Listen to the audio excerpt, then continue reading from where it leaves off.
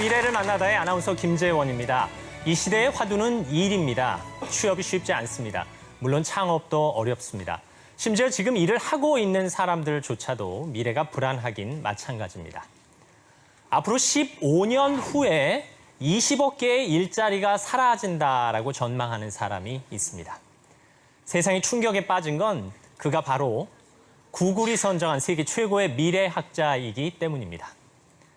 그렇게 많은 일자리가 사라진다면 우리는 어떤 일을 하며 살아야 할까요? 과연 우리의 미래는 어떤 모습일까요? 이런 절박한 질문을 갖고 초대합니다. 미래학자 토마스 프레입니다.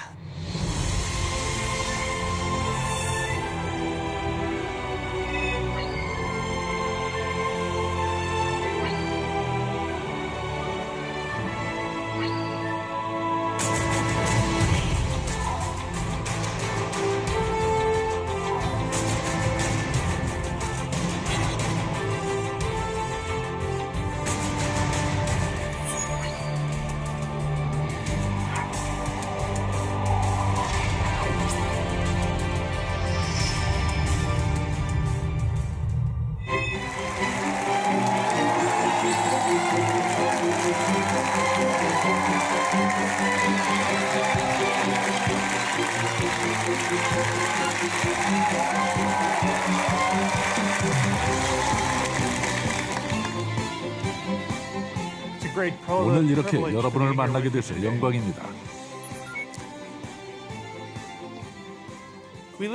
먼저 우리는 과거를 되돌아보는 사회에 살고 있다는 말로 오늘 강연을 시작하고 싶습니다. 우리 모두는 개인적으로 이미 과거를 경험했습니다. 주위를 둘러보면 과거의 증거들을 쉽게 찾아볼 수 있습니다. 우리가 접하게 되는 정보들은 사실상 역사입니다. 다 과거 이야기니까요. 하지만 우리는 여생을 미래에서 살게 됩니다. 결국 엉뚱하게도 뒤를 돌아보며 미래를 향해 가고 있는 형국인데요. 그렇다면 우리는 미래에 대해 제대로 알고 있나요? 또 미래는 어떻게 만들어지는 걸까요? 미래는 우리 주변 모든 사람들의 마음 속에서 만들어집니다. 대개 사람들은 현재 결정을 내릴 때 미래의 상황을 염두에 두고 결정을 하게 되죠. 보통 사람들은 현재가 미래를 만든다고 생각하겠지만 제 결론은 미래가 현재를 만든다는 겁니다. 생각해 보세요. 우리 머릿속에 있는 비전들이 현재 행동을 결정합니다. 그래서 누군가 미래에 대한 비전을 바꾼다면 현재의 결정 또한 바꿀 수가 있습니다. 자, 여러분께 약속드리겠습니다. 오늘 제 강연을 통해 여러분은 미래에 대한 다른 비전을 갖게 될 겁니다. 그리고 이제부터는 다른 결정을 내릴 수 있을 겁니다.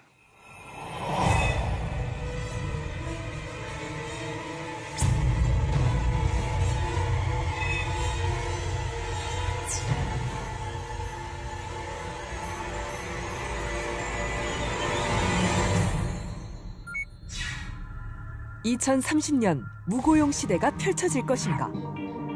하지만 세상을 바꿀 혁신 기술이 차세대 일거리를 창출한다. 모든 사물에 존재할 소프트웨어, 의식주를 프린팅하는 3D 프린터, 통신과 배송 분야에서 활약할 드론, 그리고 무인 자동차까지. 지금부터 인류는 역사상 가장 큰 변화를 겪을 것이다.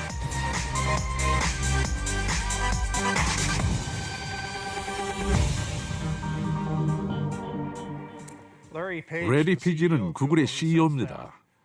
기업의 실패 이유는 미래를 예측하지 못했기 때문이다라고 말한 바 있는데요.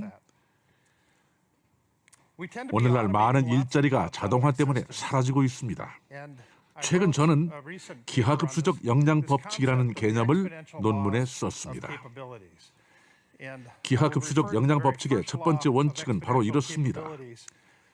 자동화가 이루어지면서 노력이 기하급수적으로 감소할 때마다 반대로 역량은 기하급수적으로 늘어난다는 겁니다. 이러한 기하급수적 역량 법칙에 대한 이해를 돕기 위해 몇 가지 예를 들어볼까요? 첫 번째로 대중교통 수단입니다. 1850년대 평균 교통수단의 속도는 걷든 말을 타든 시속 6km였습니다. 때문에 한 사람이 일생 동안 이동하게 되는 거리는 평균 11만 킬로미터였습니다. 1900년경이 되면서 속도가 12km로 증가했고 1950년경에는 36km까지 증가했습니다. 지금 보면 굉장히 오래된 구식 차량들을 이용한 거죠. 2000년이 되면서 비행기를 이용하는 사람들이 늘어나 평균 속도가 110km로 증가했고요. 2050년엔 평균 시속이 무려 240km로 예상됩니다.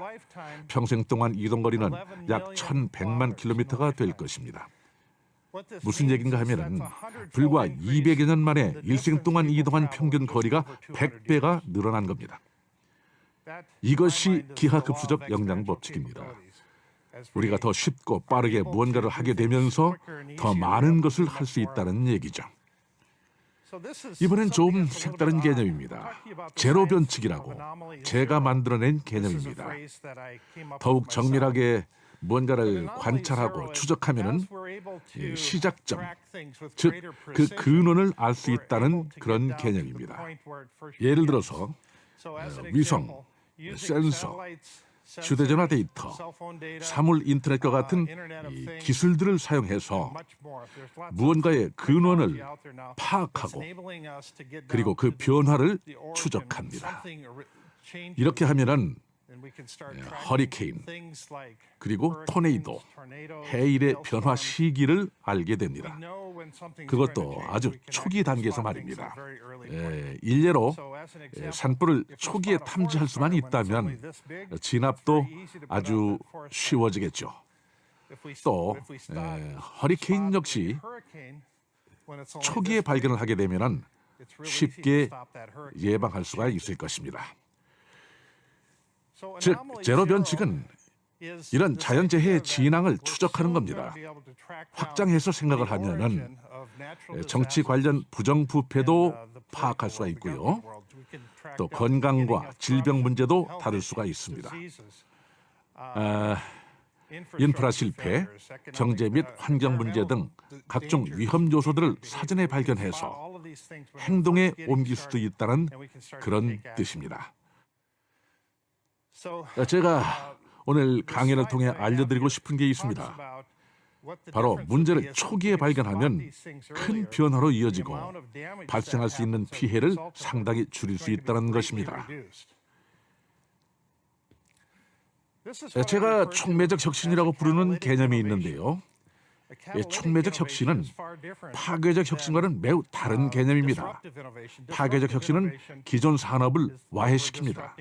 반면에 촉매적 혁신은 새로운 산업을 창출하고 일자리를 만들어냅니다. 촉매적 혁신의 예를 들어보겠습니다. 전기, 자동차, 비행기, 사진, 전화가 촉매적 혁신에 해당됩니다. 그런데 중요한 게 있습니다. 모든 산업에는 벨 커브, 즉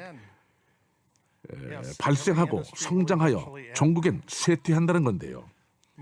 오늘날 가장 많은 돈을 벌어들이는 산업들은 사실 대부분 벨 커브 중기 단계를 지나고 있습니다.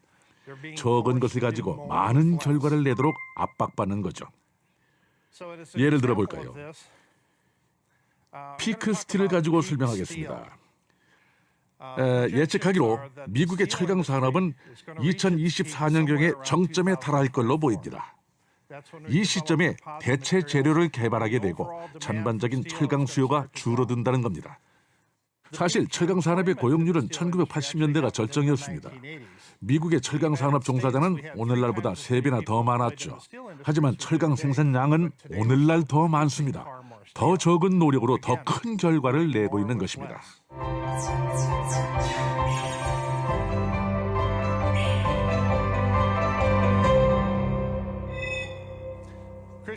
크리스티안 해밍들은 이런 얘기를 했습니다. 2030년이 되면 모든 뉴스의 90%를 컴퓨터가 쓸 것이다.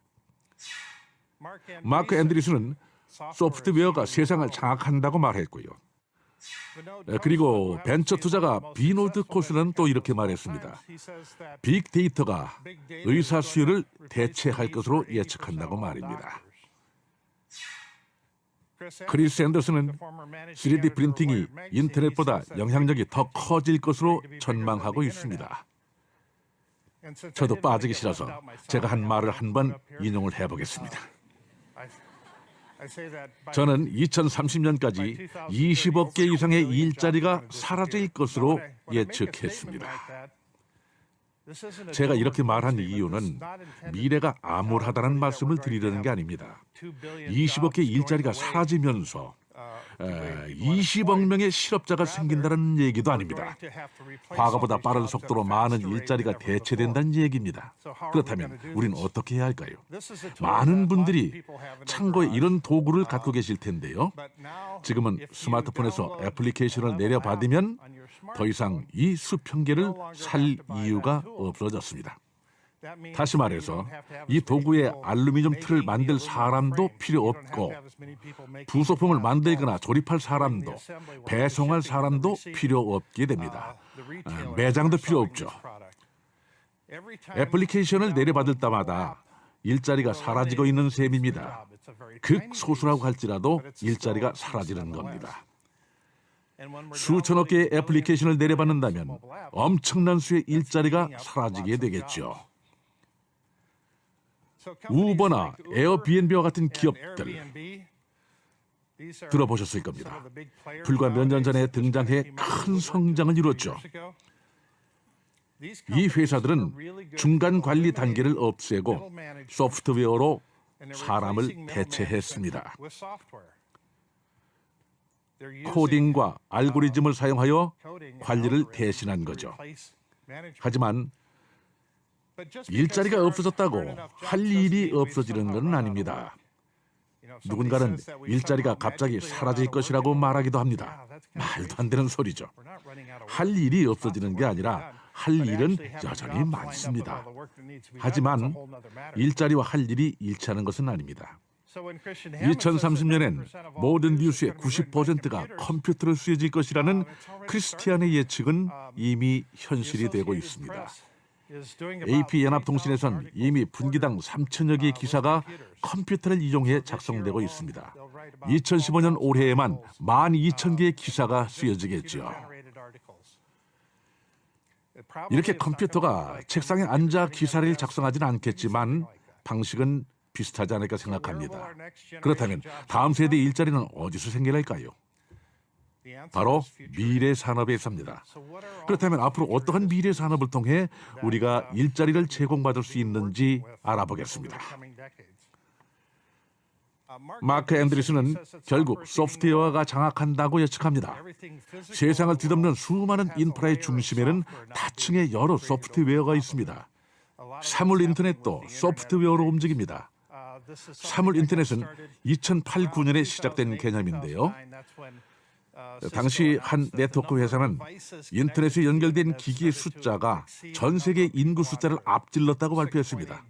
당시 세계 인구가 68억 명이니까 인터넷 연결 기기가 68억 개 이상이라는 거죠. 2020년까지 500억 개의 기기가 인터넷으로 연결된다는 예측도 있습니다. 앞으로 불과 5년밖에 남지 않았습니다. 이와 동시에 센서 이동이 일어나고 있는데요. 지난해 미국 샌프란시스코에서 1조 센서 회담이 개최되었습니다. 세계에 1조 개의 센서가 존재하기까지 얼마나 시간이 걸릴 것인가를 파악하는 로드맵들이 발표됐습니다. 회담에서는 2024년경이라고 예측했고요. 2036년까지 100조 개의 센서가 존재할 것으로 전망했습니다. 무슨 얘기인가 하면은 센서들이 더 작아지고 제조하기도 쉽고 굉장히 흔해질 것이라는 겁니다. 우리 삶의 많은 부분에서 큰 변화가 예상되고 있는데요. 이 사물 인터넷은 굉장히 놀라운 기계 형태로 속속 등장하고 있습니다. 저는 이것들을 인챈티드 오브젝트, 즉 매혹적인 사물이라고 부릅니다. 매혹적인 사물의 예를 들어보겠습니다. 첫 번째로 스마트 쓰레기통입니다. 이 쓰레기통은 여러분이 쓰레기를 버리면 자동으로 스캔해서 해당 제품을 다시 주문을 합니다. 이 스마트 거울은 옷을 착용한 모습을 저장해서 다른 옷을 입어볼 때 서로 비교해 볼 수 있게 해줍니다. 그리고 스마트 약통입니다. 정해진 시간에 약을 복용해야 하는 사용자에게 빛을 발산해서 복용 시간을 알려줍니다. 반응이 없으면 노래가 나오고요. 그래도 약을 먹지 않으면 문자 메시지를 보냅니다. 약을 안 먹을래야 도저히 안 먹을 수 없겠죠. 다음은 스마트 우산입니다. 기상예보 기능이 있는 똑똑한 제품인데요. 현관 앞에 놔두면 자동으로 날씨를 예측합니다. 비가 올 것으로 예상되면 손잡이 부분에서 불빛이 나와 우산을 잊지 않고 가져가도록 도와줍니다. 다음은 스마트 드론 카메라입니다. 정말 멋진 기기인데요. 모양은 시계 같지만 펼치면 스마트폰으로 조종할 수 있는 드론이 됩니다. 이웃집이 궁금할 때도 쓸 수 있겠네요. 스마트 커피 메이커를 알아볼까요? 첨단 기능으로 무장했습니다. 아침에 일어나서 기기에 손을 얹으면 커피에 들어가야 하는 최적의 카페인 함량을 계산합니다. 설탕도 얼마나 들어가야 하는지 측정해 주고요. 개인적으로 위스키 옵션도 있으면 추가되면 좋겠는데 아직은 아닌가 보네요. 자, 우리는 이제 가상 증강현실의 세계에 진입하고 있습니다. 그 결과 주변의 모든 것을 인지할 수 있는 초인식의 세계를 만들어내는 것이죠. 가상 증강현실은 새로운 애플리케이션으로 가능한데요. 예를 들어서 증강현실 안경을 착용하고 길을 걷다가 지인을 만나면 화면에 그 사람이 이름이 뜨고 그리고 갖가지 필요한 정보까지 제공하니 세상에서 가장 똑똑한 사람이 되는 거겠죠. 안경에만 국한된 기술이 아닙니다. 이것은 스마트 콘택트 렌즈인데요. 이 렌즈는 우리에게 주변의 상황에 대한 많은 정보를 보여줍니다. 많은 정보들이 교환되도록 한 장치인데 예를 들어 당뇨 환자의 혈당 수치도 모니터할 수가 있답니다. 예측하기론 이 그래핀 렌즈를 착용하면 야간에도 환하게 볼 수 있다고 합니다. 그리고 여기 보시면 위쪽에 음식 사진이 있는데요. 접시 위에 음식을 보면 관련된 정보가 다 뜹니다. 해당 음식을 통한 칼로리 섭취량과 몸무게 증가량까지 알 수 있죠. 정말 스마트한 기기입니다. 빅데이터가 의사 수요를 대체할 것이라는 비노드 코슬라의 말은 보시는 것과 같은 센서의 기술을 의미합니다. 우리의 몸에 착용해 신체에 일어나는 수많은 정보를 추적하고 주고받을 수 있게 하는 기술 말입니다. 이런 소프트웨어 기술이 머지않은 미래에 창출할 직업을 알려드리겠습니다. 데이터 폐기물 관리자, 데이터 인터페이스 전문가, 컴퓨터 개성 디자이너, 데이터 인질 전문가, 개인정보 보호 관리자, 데이터 모델러 등 많은 직업이 생길 것으로 예상됩니다. 간단히 설명하자면 데이터 폐기물 관리자는 데이터 저장소에서 불필요한 데이터를 제거하는 일을 합니다. 한정된 저장 공간을 효과적으로 활용하기 위해서는 꼭 필요한 일이죠. 또 개인의 데이터를 노리고 자신의 목적을 수행하려는 범죄에 맞서는 데이터 인질 전문가도 인기를 끌 직업이고요. 기계 같은 컴퓨터 목소리가 지루하게 들린다면 컴퓨터 개성 디자이너가 역할을 할 타이밍입니다.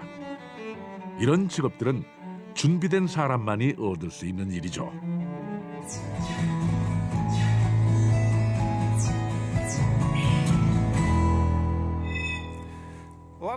여러분은 이미 3D 프린트에 대해 알고 있을 겁니다.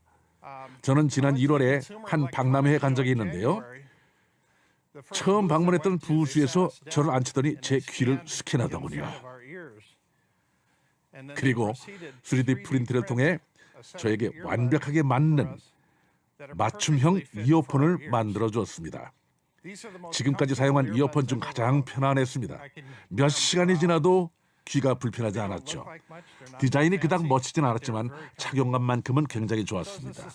이렇게 3D 프린트를 이용하면 우리에게 딱 맞는 제품들을 만들 수가 있습니다. 이 기술은 미래에 보청기뿐만 아니라 신발이나 의류에도 적용되겠죠. 초기엔 3D 프린팅 재료가 다양하지 않았습니다. 플라스틱이 주를 이뤘었는데 이젠 프린팅 재료가 300종류가 넘습니다. 한 컴퓨터 회사에서 지난해 최첨단 3D 프린터를 출시했는데요. 3만 개가 넘는 스프레이 노즐을 사용해서 풀 컬러 프린팅이 가능한 프린터입니다. 기존 프린터보다 10배나 속도가 빠른 데다가 가격도 절반까지 저렴해져서 대중화가 멀지 않아 보입니다. 이 차는 3D 프린터로 만든 최초의 자동차입니다.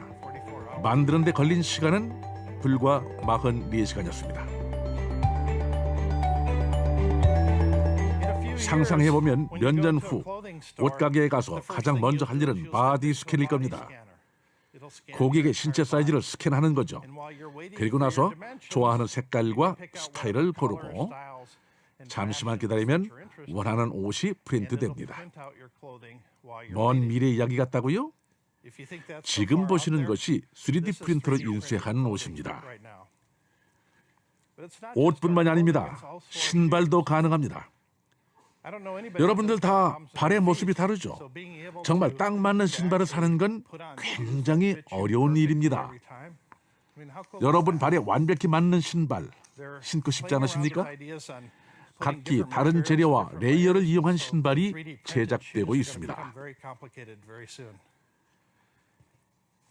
제일 아래 사진이 3D 프린터 기입수입니다.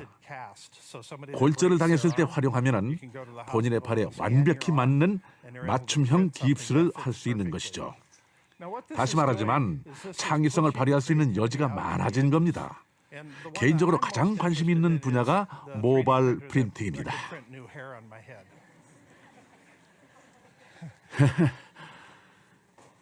디즈니사가 3D 프린팅 기술을 개발하고 있는데 아직 모바일까지는 아니라고 하네요.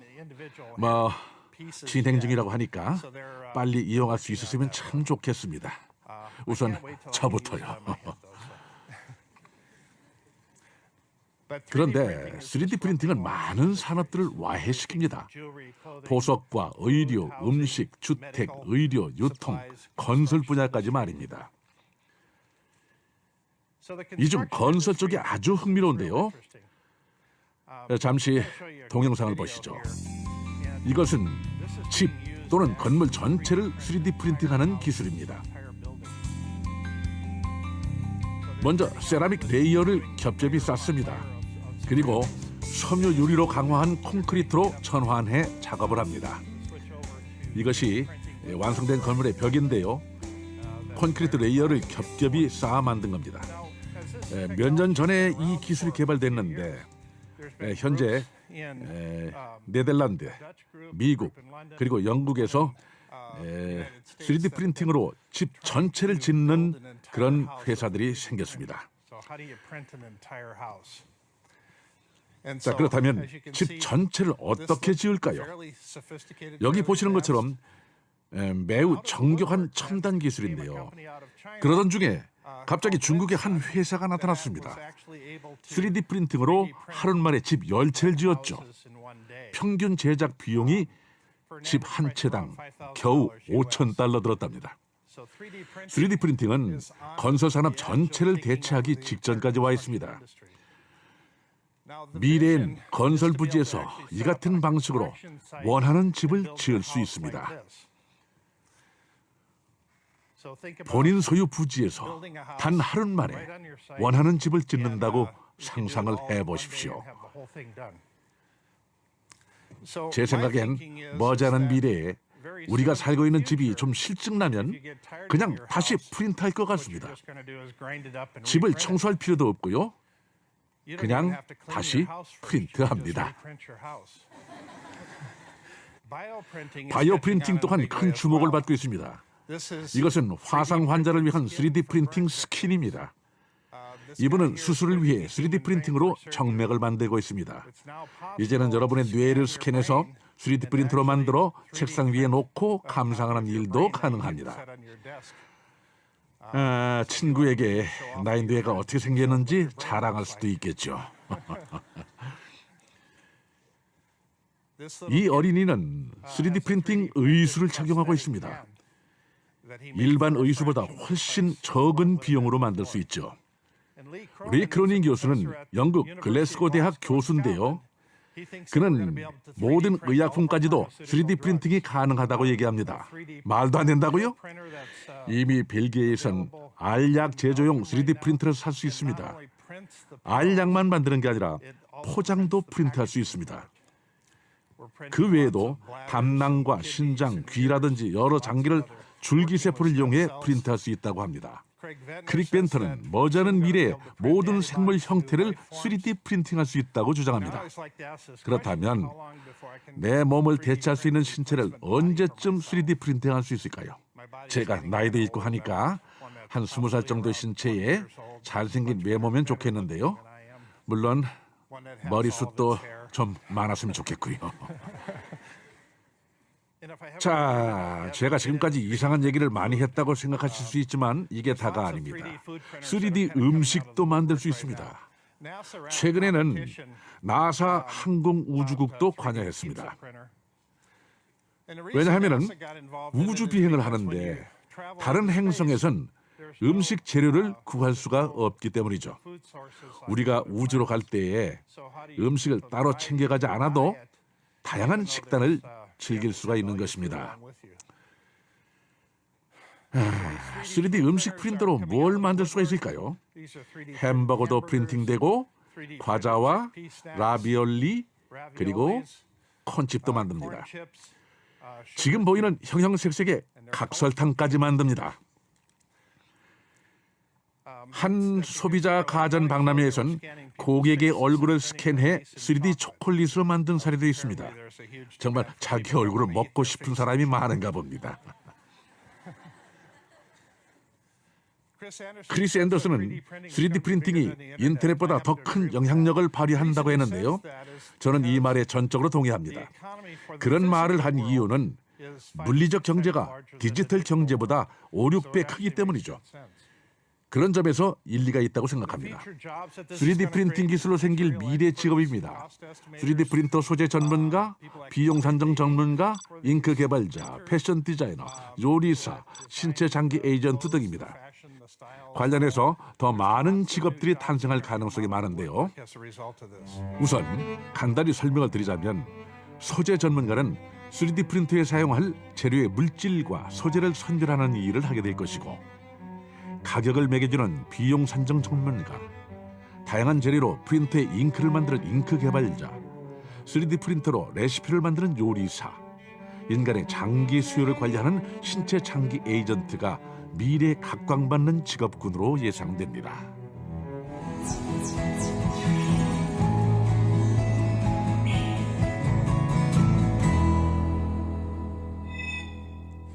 드론에 대해 말씀드리겠습니다. 아마 아마존이 배송을 드론으로 하겠다는 발표가 생각나실 겁니다.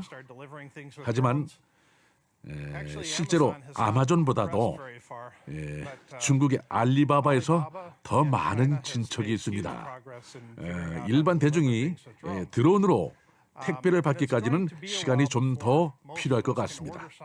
여전히 해결해야 할 문제가 아주 많이 있거든요. 하지만은 현재 A 지점에서 B 지점으로 이동하는 것은 자동화 시스템으로 가능합니다. 사람이 직접 조종을 하면은 굉장히 오래 걸릴 것입니다. 한 회사가 식당에서 테이블까지 드론으로 음식을 서빙하는 기술을 개발했습니다. 이 드론으로 전달된 이 음식을 우리가 젓가락으로 집어먹는 게 글쎄요, 뭐 이상한 일이겠습니까? 아주 재미있는 시도죠. 이 드론의 크기는 매우 다양합니다. 아주 작은 것부터 매우 큰 것도 있죠. 이 드론은 마치 모터사이클처럼 사람이 탑승할 수도 있습니다. 특히 농업은 드론 기술을 매우 빠르게 적용하고 있습니다. 농약을 살포하는데도 사용하고 있고요. 그리고 또 긴급 상황 발생 시 구조용 드론도 있습니다. 누군가 실종됐을 때 구조팀과 함께 드론을 보내 장소를 찾아낼 수도 있을 것입니다. 방송국에서도 드론을 활용하고 있습니다. 사고가 나면 드론을 보내서 상황을 파악하곤 하죠. 비행기 추락 사고나 인질극이 있을 때 서로 경쟁적으로 드론을 보내려고 하겠죠. 피터 디아만디스는 인터넷 연결 기기가 2010년 20억 개에서 2020년이 되면 70억 개가 된다고 예상을 했습니다. 얼마 전 구글이 인수한 회사 타이탄의 태양광 드론이 그 예상을 현실화합니다. 매우 높은 고도에서 비행하죠. 페이스북도 어센타라는 유사 기업을 인수했습니다. 이 드론은 항로보다 훨씬 높은 고도에서 비행합니다. 기상 패턴과 교통 패턴에 대해서 파악할 수 있고 한 번 날면은 5년 동안 대기에 머물 수가 있습니다. 이 드론들은 전 세계 와이파이와 연결할 수 있도록 설계되었습니다. 이러한 기술은 지금 현재 개발 중이죠. 구글은 한 단계 더 나가서 인공위성 회사 스카이박스를 인수했는데요. 스카이박스는 태양광 드론을 연결해 우주를 통해 모든 커뮤니케이션 연결 고리를 완성해서 우주를 커버하는 시스템을 구축 중입니다. 이 분야에서 생길 미래 직업은 매우 많습니다. 드론 분류 전문가, 드론 조종 인증 전문가, 환경오염 최소화 전문가, 악영향 최소화 전문가, 드론 표준 전문가, 드론 도킹 설계자, 자동화 엔지니어까지 예상되는 직업이 아주 다양합니다. 특히 드론의 종류와 성능에 따라 다르게 적용되는 법률에 능통한 분류 전문가, 또 드론 조종 면허를 인증해주는 전문가, GPS에 따라 자동으로 움직이는 드론을 제어하는 자동화 엔지니어 등은 촉망받는 미래 직업으로 꼽힙니다.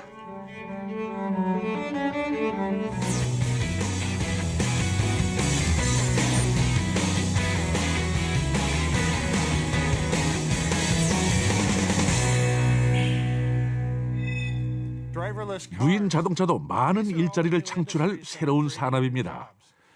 사실 무인 자동차 때문에 없어지는 일자리보다 새로 생길 일자리가 더 많을 것으로 예상됩니다. 자동차 브랜드들이 모터쇼에서 무인 자동차를 선보이고 있습니다. 대부분의 자동차 회사들이 전담 부서를 두고 경쟁적으로 기술 개발 중입니다. 무인 자동차는 개인 맞춤형 대중교통 수단입니다. 아침에 집을 나서면서 학교든 쇼핑센터든 일터든 스마트폰에 목적지를 입력하면은 무인 자동차가 여러분을 태우고 가고 싶은 곳까지 이동을 합니다. 다른 누군가를 또 태울 수도 있겠죠. 차가 필요하면 차고에서 직접 차를 꺼내는 게 아니라 언제든 시간에 맞춰 차를 부르면 됩니다. 굉장히 급진적인 사고의 전환이죠. 따라서 이제부터는 그동안 자동차 제조사에서 강조했던 운전자 경험 중심에서 탑승자 경험 중심으로 초점이 바뀔 겁니다. 신문을 읽을 수도 있고요. 미래의 트럭엔 1000개의 눈이 달릴 수도 있습니다. 일어나는 상황을 빠짐없이 보겠죠. 그래서 탑승자는 도로에 신경을 쓰지 않고 다른 일을 할 수 있습니다. 뒤돌아 앉기도 하고 차 안에 사무실까지 있어서 다른 일을 보면서 바쁘게 시간을 보낼 수 있습니다. 현재 일본에선 보시는 것처럼 카라반 트럭을 시험 중인데요. 첫 번째 트럭에만 운전자가 탑승했습니다. 두 번째, 세 번째 트럭에는 운전자가 없는 이런 형태로 시범 사업을 하고 있습니다. 무인 자동차 기술 덕분에 차량 사고, 부상, 사망률이 낮아질 겁니다. 운전면허증이 없는 노령층, 장애우, 젊은이들에게 해방감을 안겨주겠죠. 또 수많은 비즈니스 모델도 생겨날 겁니다. 무인 자동차 시대엔 이러한 식의 교차로가 가능하지 않을까 싶습니다. 정말 놀랍지 않습니까? 서울 시내 모습 같기도 하네요. 농담입니다. 무인 자동차 분야에서 생길 미래 직업을 예상해 봅니다. 교통 모니터링 시스템 플래너, 자동 교통 건축가, 무인 시승체험 디자이너, 무인 운영 시스템 엔지니어, 그리고 응급 상황 처리 대원, 충격 최소화 전문가, 교통 수요 전문가 등이 새롭게 등장할 전망입니다. 무인 자동차의 교통 흐름을 바탕으로 교통 시스템을 계획하고 설계하는 엔지니어들이 각광을 받을 것이고, 또 더 나은 결과가 나올 수 있을 때까지 변수를 조정할 수 있는 기술과 지속성을 가진 디자이너가 필요한 시대가 될 것입니다. 마크 트웨인은 말했습니다. 고양이 꼬리를 잡고 다니는 사람은 다른 사람이 배우지 못한 것을 배운다. 네, 맞습니다. 미래는 우리에게 달려 있습니다. 우리가 하기에 따라 미래의 모습이 달라지기 때문입니다. 여러분께 미래에 대한 몇 가지 예측을 말씀드리고 싶습니다. 사물 인터넷은 절도를 사실상 근절할 것입니다. 사물 인터넷으로 우리는 가치 있는 건 무엇이든 연결하고 우리 자신의 주인의식 네트워크를 형성해서 무엇이 어디에 있는지 언제든 알 수 있게 됩니다. 하지만 절도의 수준이 좀 더 높아질 수도 있겠죠. 무인 자동차는 자동차가 처음 도입됐던 때만큼 대중교통을 크게 바꿀 겁니다. A지점에서 B지점으로 가는 방식을 완전히 바꾸는 거죠. 지금보다 훨씬 쉬워질 테니까요. 따라서 2030년엔 대부분의 사람들은 스스로 3D 프린팅 의류를 입고 3D 프린팅 주택에 살면서 드론을 통해 택배를 받고 한 대 이상의 로봇을 소유할 겁니다. 프리랜서로 유연하게 일하고 무인 자동차를 이용하는 일도 많이 있겠죠. 오늘날보다 3배 정도 교육 수준이 높아질 겁니다. 성취 능력도 10배 증대할 겁니다. 실로 엄청난 변화입니다. 우리는 유례없이 기회가 많은 시대로 진입하고 있습니다. 왜 이 시대가 중요한 줄 아십니까? 왜냐하면 인류는 향후 20년 동안 인류 역사상 가장 큰 변화를 겪을 것으로 예상됩니다. 위험 요인들은 기하급수적으로 증가할 겁니다. 우리 아이들의 미래가 우리에게 달려 있습니다. 스티브 잡스는 말했습니다. 지금 바로 이 순간이 당신이 미래에 영향을 끼치고 있는 순간이다. 하지만 때론 인간의 노력이 기대에 못 미칩니다. 이런 식으로 산산조각 날 때도 있죠. 에디슨은 말했습니다. 대부분의 사람들이 기회를 놓치는 이유는 기회가 보통 작업복 차림의 일꾼 같아서 일로 보이기 때문이다. 질문과 함께 더 자세한 얘기 나누고 싶습니다. 네, 감사합니다.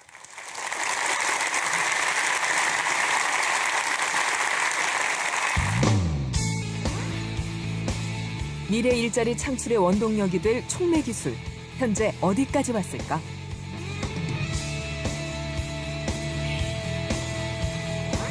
농업의 패러다임을 바꿀 스마트 농업, 최고 수확량에 도전 중이다. By and the face recognition. 기계와 사람이 연결된 인터페이스, 증강현실. 스마트 안경이 급증하는 가운데 웨어러블 기기의 성장세가 눈에 띈다.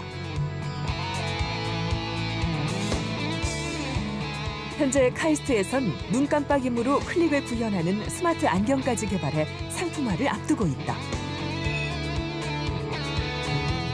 초소형 센서로 집안의 모든 장치를 자동으로 제어하는 스마트 홈은 올해 국내 시장 규모만 10조 원을 넘겼다.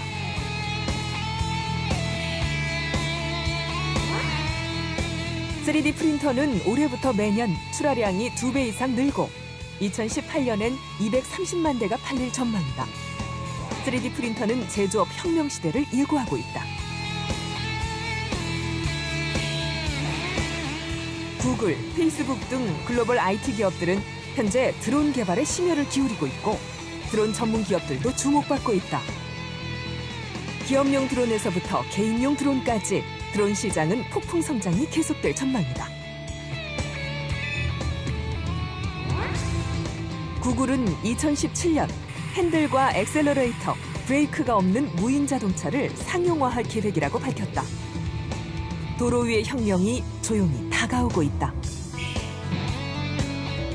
촉매 기술 혁신이 가져올 미래 직업. 우리는 무엇을 어떻게 준비해야 할까?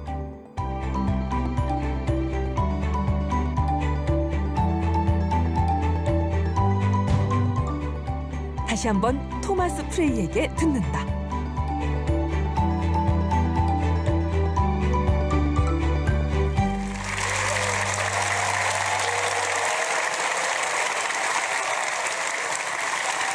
Okay, thank you so much for coming on our show. We really enjoyed it. Actually, I really enjoyed the future.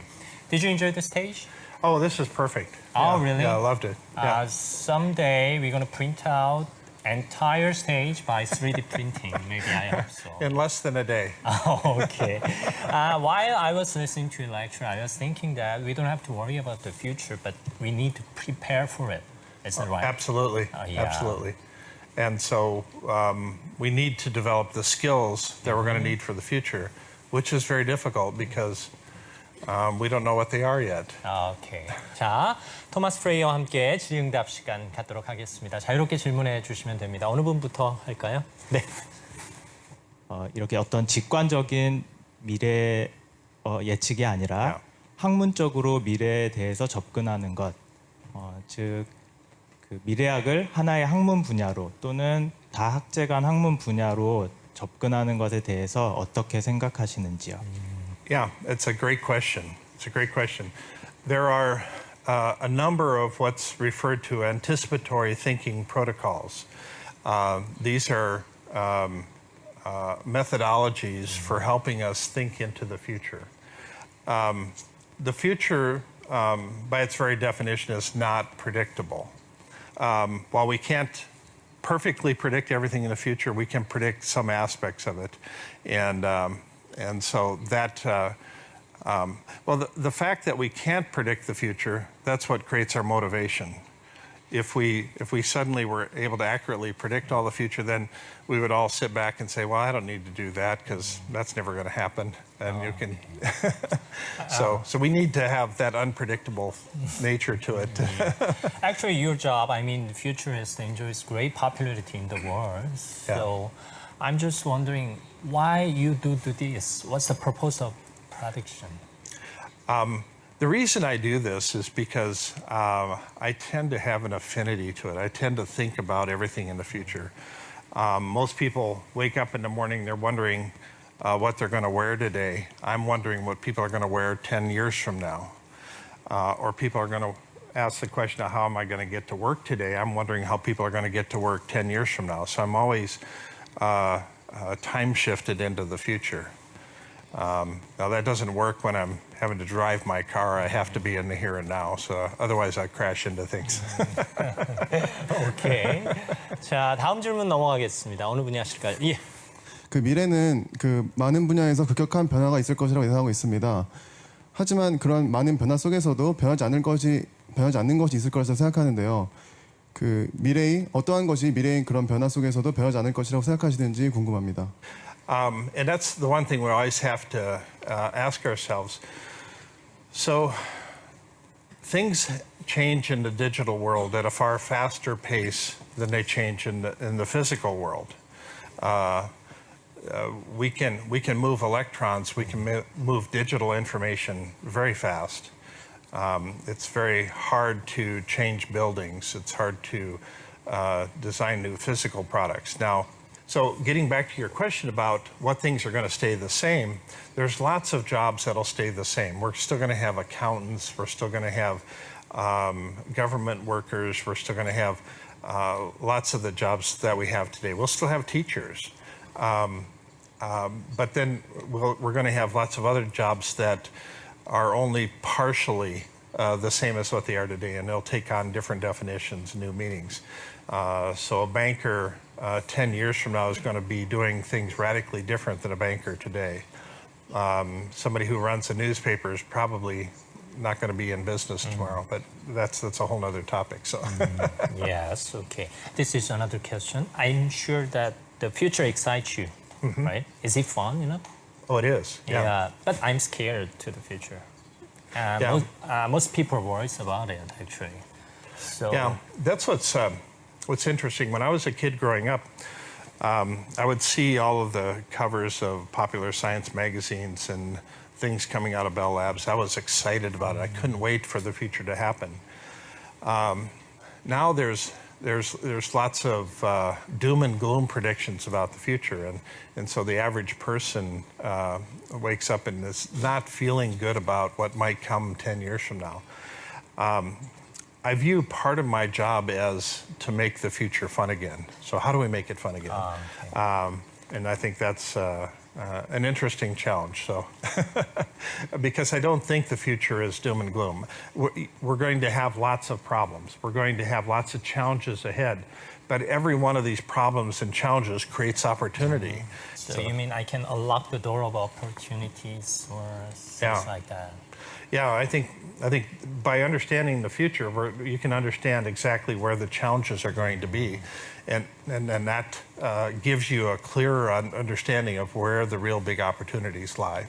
자, 다음 분 질문해 주시겠어요? 네, 이 세계는요, 창의적인 세계인데요. 그 상상력, 창의력하고 스마트 기술 결합하면 못하는 일이 없는 것 같은데요. 그럼 그 미래 세계를 적용하기 위해서 그 상상력, 창의력 같은 것을 도대체 어떻게 키워야 되는지를 좀 궁금해요. 네. You know, ever since I was a little kid, I was being trained how to think two-dimensionally. I was looking at books, I was looking at whiteboards and chalkboards, everything was two-dimensional. Even our screens on our computers and our television, it's all two-dimensional thinking.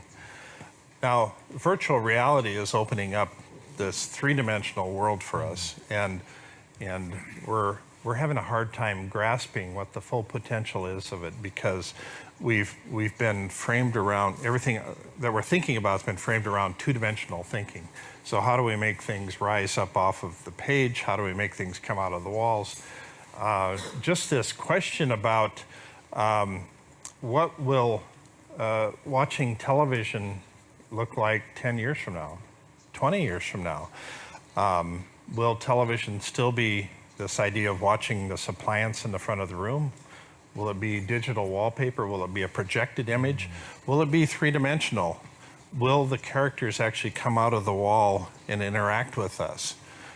These are things that we don't know how quickly that'll all happen, but I'm excited about having television move to the next level. I think it could be very entertaining. Yeah. Great, I'm expecting as well. So this is another question. Just imagine if you were a college freshman, what would you study? You know, I get asked that question a lot, and it's actually very difficult. We're still going to have lots of demand for engineers. We're going to have lots of demand for computer programmers right now, because every new technology that's coming out, everything I talked about, whether it's the Internet of Things, 3D printing, driverless cars, flying drones, all of these require programmers in the background. And so the programming profession is requiring more and more talent. And so the quicker people can move into that area, there's lots of opportunity. There's going to be lots of room for designers. The whole area of design is taking on a whole new life, if you will, because products that don't have that extra pizzazz to them, that don't really stand out, they're not going to do well. Just the understanding kind of how we're transitioning, this idea of a transitionist moving from one stage to the next is going to be in huge demand. Ethicists, the people that can understand the ethical dilemmas that we're running into, they're going to be in huge demand as well. So I think there's lots of opportunity. I think if you're just a general studies person, I think that you're probably going to have a hard time getting a job then. So you have to specialize, and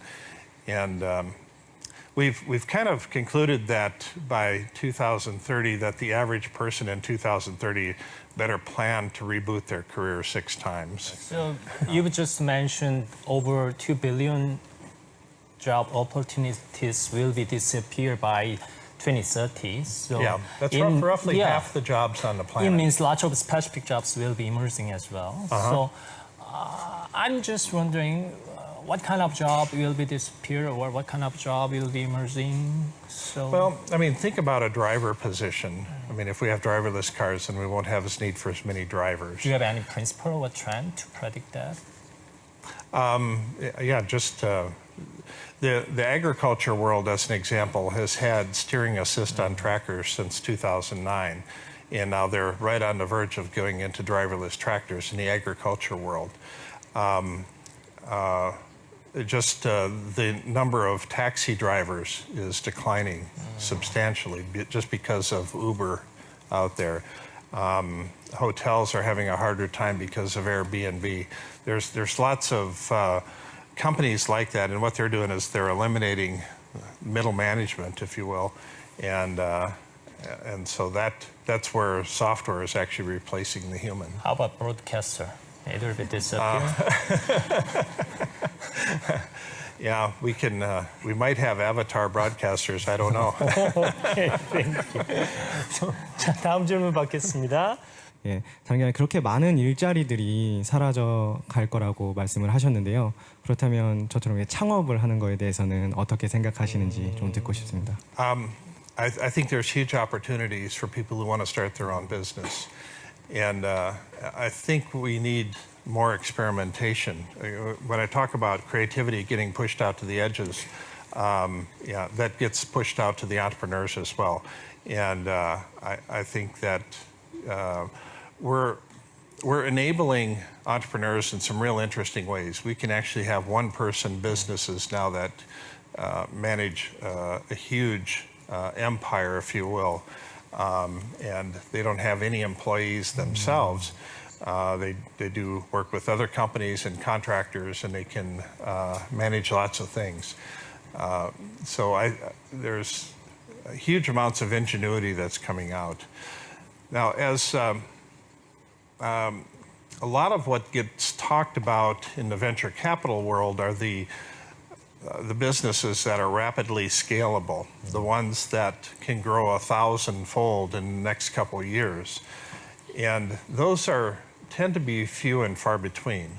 The ones that don't get talked about much are the businesses that will grow much slower, ones that require some other types of skills. And in the U.S., we refer to these as kind of mom and pop businesses, the ones that are more of a lifestyle business. And those are the ones I think that have much greater opportunity than the ones that are going to grow in an explosive manner. So I think you're spot on starting your own business there. I would encourage the country of Korea to actually develop more of an entrepreneurial culture. I think it'll serve you well. Okay, thank you. Actually, there are so many job seekers in Korea, even they want to start up as well. How would you advise them to track right type of job for themselves? We're moving into much more of a freelance economy, and so it's easy to take on freelance jobs here and there, and so it's easy to experiment with things and to test things out.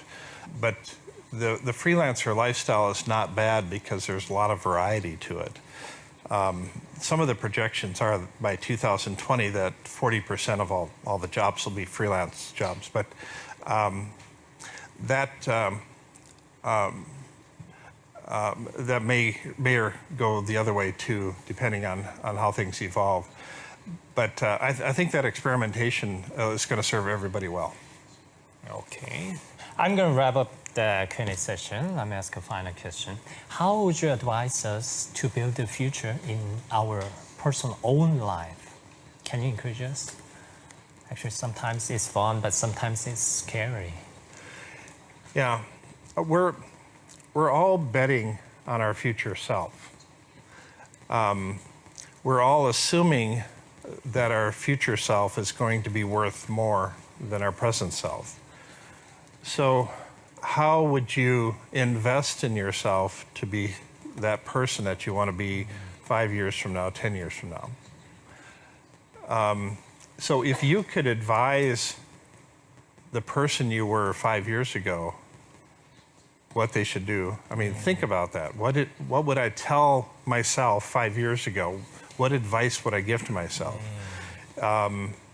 And so what is your future self going to advise you to do today? I mean, it kind of creates an interesting shift in perspective. And so I think if we go through that, that's kind of this interpersonal, kind of introspective look at who we are and who we want to become. All right. And see you next time. All right, very good. Thank you. Thank you very much.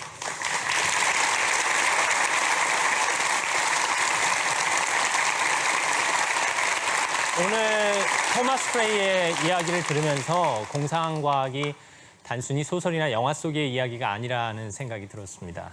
하지만 중요한 건 현재를 명확히 진단하고 또 현재의 삶을 충실히 살아갈 때 우리가 안전한 미래를 맞이할 수 있다는 거겠죠.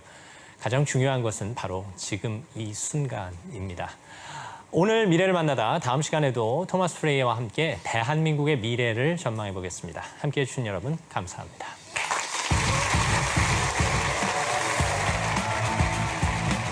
Korea has the least number of children. By 2060, over half the population will be over 60. Only 20% will be under 30. So you have a lot of hard choices to make. You can have more kids, increase immigration, employ more robots. And the last one here, reunification with North Korea. Now, the combined populations will change a lot of things. When it happens, things will unfold very quickly within the next 5 years.